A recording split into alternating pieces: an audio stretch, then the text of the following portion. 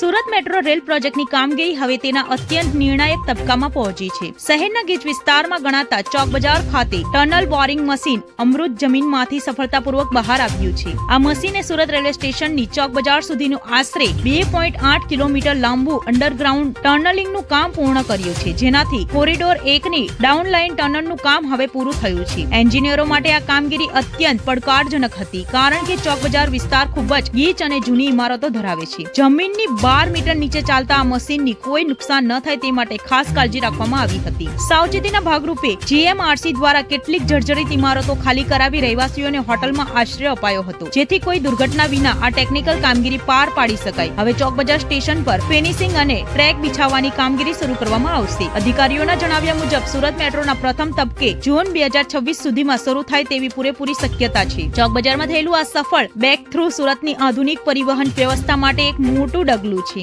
ગીચ વસ્તીમાં સુરક્ષિત રીતે ટનલ બનાવીને એ મેટ્રો પ્રોજેક્ટની ટીમ માટે મોટી સિદ્ધિ છે। દિવ્ય સુરત ડિજિટલ ન્યૂઝ।